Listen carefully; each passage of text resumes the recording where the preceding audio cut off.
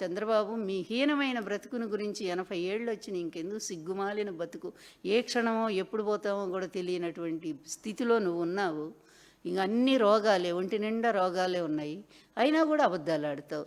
చెయ్యి చెయ్యి చెయ్యి. ఇంత హీన బతికినటువంటి వాళ్ళు ఈ చరిత్రలోనే ఎవ్వరూ లేరు, నువ్వు తప్ప. ఇప్పుడు నీ కొడుకు ట్రైనింగ్ ఇస్తూ ఉన్నావు, అదేవిధంగా నీ ఇంకొక బానిసకి నువ్వు ట్రైనింగ్ ఇస్తూ ఉన్నావు. ఇదిగో ఇట్లా బతకాలి, ఇంత హీనంగా బతికితేనే రాజకీయాలు అనేది.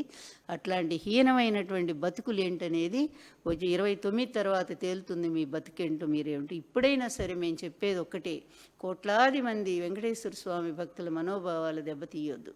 కోట్లాది మంది వెంకటేశ్వర స్వామి భక్తులు ఇష్టంగా ఆరగించేటువంటి, భక్తిగా కళ్ళకద్దుకొని తినే ప్రసాదాన్ని ఈ విధంగా వివాదాల్లోకి లాగొద్దు. మీ టైంలోనే కొంచెం వనస్పతి జరిగిందని అదంతా వెనక్కి పంపించారని మీరే చెప్పారు, మీ ఈవోనే చెప్పాడు స్వయంగా. ఆ నెయ్యి అంతా వెనక్కి వెళ్ళిపోయిందని. వెళ్ళిపోయిన నెయ్యి లడ్డుల్లో ఎట్లా కలుస్తుంది? పైగా ల్యాబ్ టెస్ట్ తర్వాతే కదా ఏ నెయ్యి అయినా లోపలికి వస్తుంది. అది కూడా ఆలోచించకుండా ఆ కంపెనీ మీద కేసు వేశారు చెన్నైలో, అది నడుస్తూనే ఉంది. మరి ఇన్ని ఉన్నప్పుడు మీరు జగన్ గారి మీద ఎలా పాదిస్తారు? కరుణాకర్ రెడ్డి గారిని ఎలా అంటారు?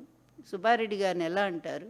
నిజాయితీగా పనిచేసినటువంటి వాళ్ళు దేవాలయ ప్రతిష్టను పెంచితే మీలాంటి దుర్మార్గులు, ఇలాంటి అడ్డదారి రాజకీయ నాయకులంతా కూడా వాటిని మీ రాజకీయ ప్రయోజనాల కోసం అడ్డదిడ్డంగా ఉపయోగించుకుంటూ దేవాలయ ప్రతిష్టని, ప్రసాదం ప్రతిష్టను కూడా దిగజారుస్తున్నారు.